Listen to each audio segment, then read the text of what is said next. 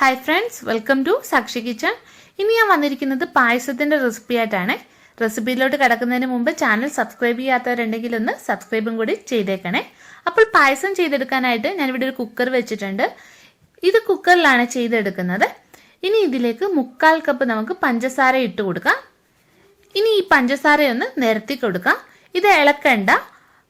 ഈ പഞ്ചസാരയുടെ കളർ ഒന്ന് ചേഞ്ച് ആയിട്ട് വരുമ്പോൾ നിങ്ങൾ ഇളക്കി കൊടുത്താൽ മതിയേ. ഇനി വേണ്ടത് അരിയാണ്. ഞാനിവിടെ 1/2 കപ്പിൽ 2 ടേബിൾ സ്പൂണ് കുറച്ച് അരി എടുത്തിട്ട് കഴുകി വൃത്തിയാക്കി എടുത്തിട്ടുണ്ട്. ഇത് ഉണക്കലരിയാണ് എടുത്തിരിക്കുന്നത്. നിങ്ങൾക്ക് ഏത് തരത്തിലുള്ള അരി വേണമെങ്കിലും എടുക്കാവുന്നതാണ്. പക്ഷേ ബോൾഡ് റൈസ് പുഴുക്കലരി എടുക്കരുത്. ഇനി ഇത് ഞാൻ കൈകൊണ്ട് ഒന്ന് ഞെരടി കൊടുക്കുകയാണ്. നിങ്ങൾക്ക് വേണമെങ്കിൽ മിക്സിയിലിട്ടിട്ട് ഒന്ന് കറക്കി എടുക്കാവുന്നതാണ്.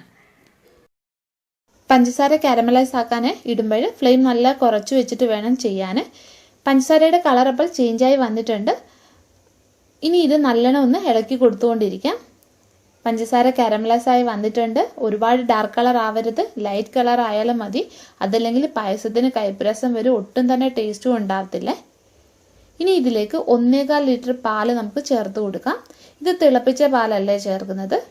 വളരെ സൂക്ഷിച്ചിട്ട് വേണം ഒഴിച്ചു കൊടുക്കാൻ. ചിലപ്പോൾ ദേഹത്ത് വീഴാൻ ഇടയുണ്ട്. ദൂരെ മാറി നിന്നിട്ട് ഒഴിച്ചു കൊടുക്കുക. ഇനി ഇതൊന്ന് തിളച്ച് വരണം. ഈ പാല് തിളച്ച് വരുന്ന സമയത്ത് പഞ്ചസാര നല്ലോണം അലിഞ്ഞു കിട്ടിക്കോളുക. അപ്പോൾ പാല് തിളച്ച് വന്നിട്ടുണ്ട്. ഇനി ഇതിലേക്ക് നമ്മൾ എടുത്തു വെച്ചിരിക്കുന്ന അരി ഇട്ട് കൊടുക്കാം. ഇനി ഇത് അടച്ചു വെച്ചിട്ട് വേവിച്ചെടുക്കാം. 2 വിസിലിനുള്ളിൽ ഇത് നല്ലോണം വെന്ത് കിട്ടും. ഈ പായസം ഉണ്ടാക്കാൻ നിങ്ങൾക്ക് ഏത് തരത്തിലുള്ള അരി വേണമെങ്കിലും എടുക്കാവുന്നതാണ്. പക്ഷെ പുഴുക്കലരി എടുക്കരുത്. പച്ചരിയോ ബസുമതി റൈസോ ജീരകശാല അരിയോ ഏത് വേണമെങ്കിലും എടുക്കാവുന്നതാണ്. അപ്പോൾ വെന്ത് വന്നിട്ടുണ്ടോ എന്ന് നോക്കാം. ഇത് വെന്ത് വന്നിട്ടുണ്ട്. ഇപ്പോൾ സ്വല്പം ലൂസായിട്ടാണ് ഇരിക്കുന്നത്. ചൂടാറി കഴിയുമ്പോൾ ഈ പായസം കറക്റ്റ് പരുവായിക്കോളുവേ. ഇതിലേക്ക് വറുത്ത് വെച്ചിരിക്കുന്ന കാഷ്യൂനട്ടും കിസ്മിസും ചേർക്കാം. ഞാനിതിൽ ഏലക്കപ്പൊടി ഒട്ടും ചേർത്തിട്ടില്ല. പഞ്ചസാര കാരമലൈസ് ആക്കിയ ഫ്ലേവർ കിട്ടാൻ വേണ്ടിയിട്ടാണ്. നിങ്ങൾക്ക് ഇഷ്ടമുണ്ടെങ്കിൽ ഏലക്കപ്പൊടിയും ചേർത്ത് കൊടുക്കാവുന്നതാണ്.